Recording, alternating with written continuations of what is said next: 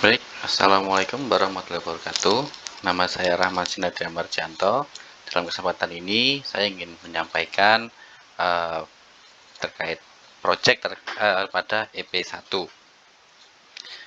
Jadi, uh, proyek yang ingin saya kembangkan, yang ingin saya laksanakan pada EP1 ini adalah uh, strategi renewal, bagaimana memperbaiki kualitas pelayanan pada apotek gardu 4 kali butuh.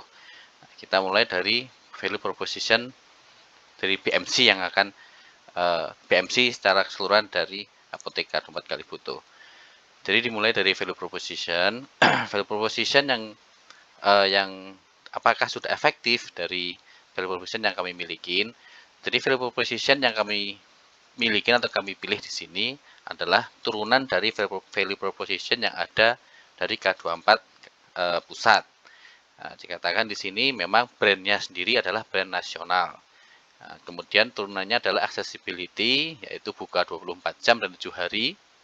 Kemudian adanya service excellence, harusnya ini harus dicapai, tapi yang hal ini menjadi inti project dari project saya.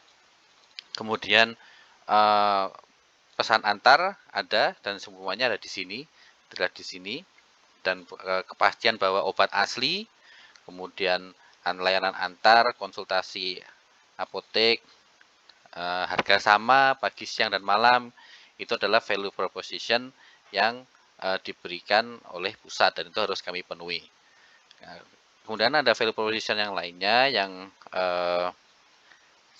saya tambahkan untuk gerai saya itu ada di Kalibutuh, yaitu adalah tersedianya layanan secara online. Ini sebetulnya sudah ada dari K24 Klik, tapi K24 Klik ini adalah perusahaan sendiri dari K24 dan selain itu kami juga menggunakan beberapa layanan online juga seperti Halodoc, kemudian MOS punya Enceval, kemudian beberapa marketplace. Obat rutin khusus ini juga sebuah value proposition yang disarankan dari ketika kita mentoring di kelas, yaitu untuk obat rutin dan vitamin, dan kami harus membuat database siapa-siapa pasien yang berpotensi memerlukan obat rutin atau vitamin, kami memberikan diskon khusus. Sebenarnya ini juga telah kami lakukan dengan bantuan Halodoc pada waktu itu tahun ini, mungkin bulannya adalah bulan Juli dan Juni. Nah, itu kami berhasil mencapai omset di atas 600. Bagi kami itu sudah pencapaian karena selama ini masih belum menembus angka 600, di atas 600 selama 2 bulan itu sangat sulit. Biasanya hanya ketika lebaran. Tapi kali ini kita bisa 2 bulan berturut-turut pada saat itu karena memang Halodoc memiliki program obat rutin ini. Dan mereka memberikan diskon khusus, memang diskonnya besar. Dan kamu tidak akan bisa mengcopy ya, karena pada saat itu benar-benar dikatakan seperti bakar uang. Nah, dari sana kami melakukan benchmarking bahwa ternyata program-program seperti ini dapat menarik pelanggan untuk datang. Nah, cuman memang besarnya tidak sama seperti Halodoc. Nah, cuman kelebihan nanti kami memiliki sebuah database. Oke, itu value proposition yang ingin kami capai. Bagaimana dengan channel dan customer relationship? Nah, customer relationship ada antar obat gratis. Ini sebetulnya juga sudah terdapat layanan dari pusat yang harus kami lakukan juga. Kemudian ada membership. Membership ini sebetulnya kami dulu juga sudah ada, pusat pun juga sudah memiliki, cuman saya tidak memutuskan untuk tidak ikut ya dengan pusat karena bagi saya kok kurang menguntungkan. Dan membership ini kemarin hanya diskon, cuman ternyata juga tidak begitu menarik. Nah, sehingga membership ini saya arahkan untuk pelanggan khusus gitu. Ya, dan kebetulan juga di pelanggan kami banyak juga yang memang umur-umur sepuh ya. Jadi pasti memerlukan obat-obat rutin. Kemudian ada channels, di sini channels offline, pengobatan gratis, cek berat tulang, cek mata, brosur, promo. Secara offline itu pengobatan gratis pernah kami lakukan beberapa kali, minimal ada 3 atau 2 kali, saya lupa juga. Nah, ini tidak efektif saya katakan karena high cost dan tidak ada efek positif setelahnya. Jadi pelanggannya tidak ada yang datang lagi, hanya menggunakan ketika ada cek gratis saja. Nah, kemudian dari sana kami konversi dengan memberikan layanan yang mungkin rutin dan jangka waktunya cukup mungkin beberapa hari ya, bukan lama tapi beberapa hari, 3 hari, 4 hari. Dan ini setelah kami lakukan di benchmarking ke Indah Pharma Jogja, dan mereka melakukan hal ini dan berjalan dengan baik, terutama untuk mengumpulkan data-data pasien sehingga mereka memiliki database. Dan selain itu benchmarking yang saya lakukan juga di Indah Pharma, mereka juga memiliki seorang pegawai yang khusus untuk melakukan online marketing, jadi terkait di sosial media, kemudian konten konten apa konten kreatornya dan seterusnya, itu dia bertanggung jawab untuk di sana. Dan ada juga khusus manajer untuk marketing. Nah, ini mungkin high cost ya, karena kita menggunakan Canvas, mungkin saya persempit dulu, tidak menuju ke sana, tapi saya mencoba untuk membenahi internal saya. Brosur promo ini efektif setelah kami lakukan, dan memang harus ada diskon dan promo harga, kalau enggak percuma. Dan biasanya ini juga kalau seandainya di sini brosur promo dia layanan, pengalaman saya itu efeknya baru terjadi 1 bulan setelahnya. Jadi setelah brosur yang disebar, pasang spanduk, nah itu baru 1 bulan setelahnya itu terasa. Itu paling cepat ya, paling cepat 1 bulan setelahnya. Kemudian channel, ya ini online, media sosial masih rencana, karena tadi saya sampaikan benchmarking tadi dan perlunya content creator kami belum memiliki seorang yang konsentrasi ada di sana. Marketplace ini sangat efektif, kami belum nyampe 3 bulan, baru 2 bulan untuk di marketplace, dan itu omsetnya 1 bulan pertama sudah, mungkin bukan 1 bulan ya, waktu itu mungkin hanya 2 minggu sudah mencapai 6 juta. Nah, itu sudah sangat baik menurut saya, karena baru masuk sudah sampai segitu besar. Nah, memang trouble-nya di sini adalah vitamin ya, karena efeknya untuk vitamin jumlahnya pun juga terbatas. Nah, itu cukup sulit untuk mencari stok-stok vitamin ini.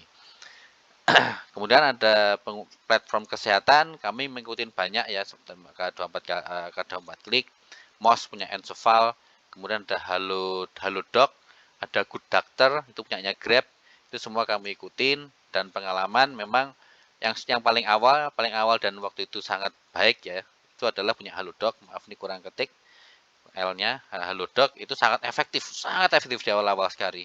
Tapi semakin lama semakin menurun hingga sekarang mereka merubah algoritmanya, sehingga bisa dikatakan sudah sangat menurun sekali.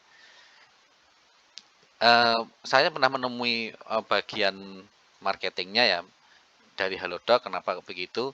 Karena Halodoc ini dikatakan investornya sudah mulai meminta profit, sehingga mereka sudah mulai mencari profit, karena oleh sebab itu algoritmanya entah bagaimana mereka mencari harga yang termurah atau bagaimana, saya juga kurang tahu, yang pasti memang ini sudah menurun. Cuman apakah perlu dihindari? Saya kira tetap harus kita join ya, karena memang kita memperbanyak channel penjualan. Ini contohnya yang saya ceritakan tadi. Jadi ini adalah untuk yang Shopee, kemudian ini Halodoc, pertama saya sudah banyak. Ini juga Halodoc juga. Oh, ini mungkin Shopee ya, atau saya juga lupa, ini mungkin MOS ya. Nah, ini MOS. Nah, kemudian kalau K24 Klik mereka menggunakan terintegrasi ke dalam aplikasinya. Key resource, yaitu bangunan seperti ini tampak depan. Ya, memang di sini agak cukup luas sebetulnya di area kami, karena di sini dekat pasar, ini parkir terluas dibandingkan tempat lain. Tanahnya milik sendiri, legalitas kami sudah mengurus semuanya dari Dinkes, kemudian iklan, Pemkot sudah.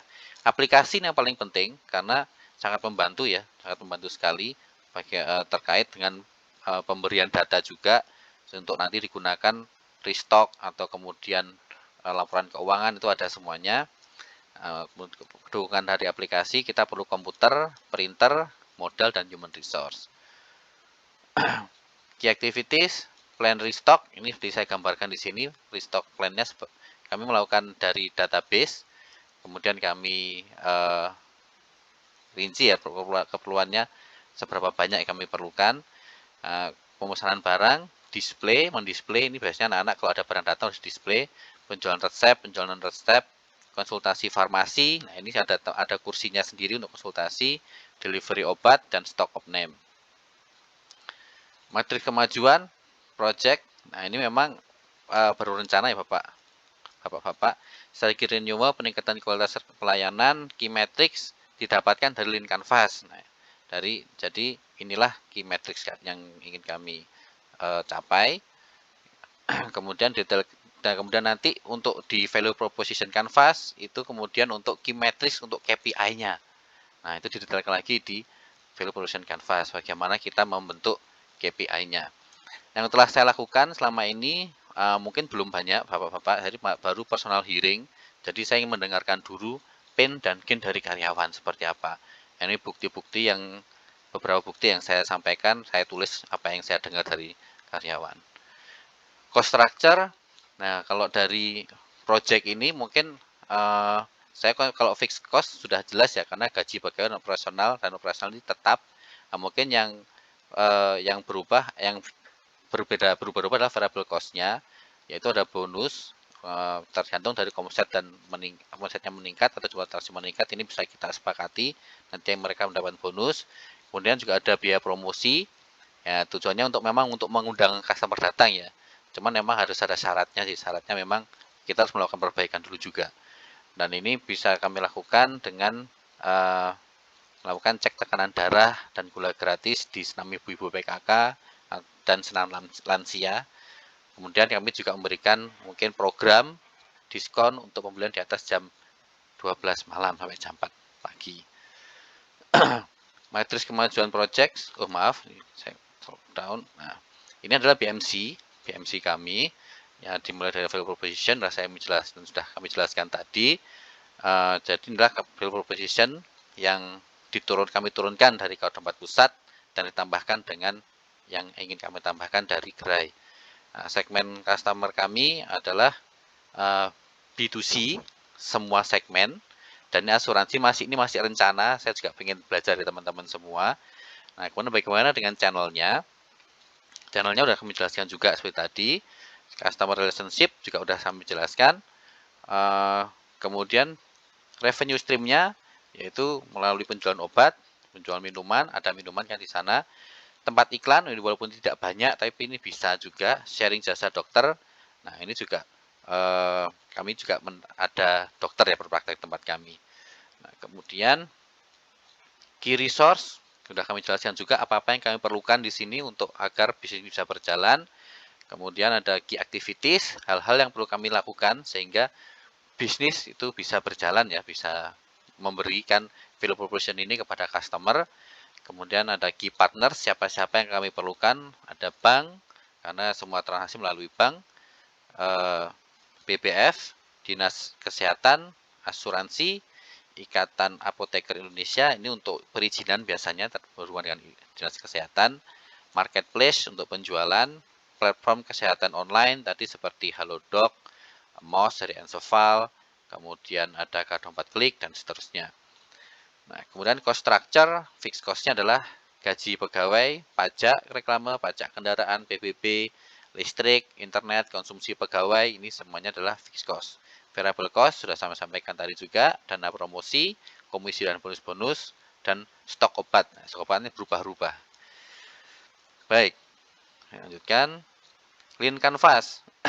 Lean Canvas kami mengambil tadi, kami ingin meningkatkan performa, karena memang performa seharusnya adalah utamanya, tapi ternyata setelah saya mendengarkan dari karyawan saya, ternyata malah ini problemnya. Dan kenapa kok omset kami tidak sulit sekali naik, karena ternyata adalah performanya yang kurang. Mereka pun menyadari sendiri. Sehingga customer segmennya saya lihat adalah bagian pegawai sendiri.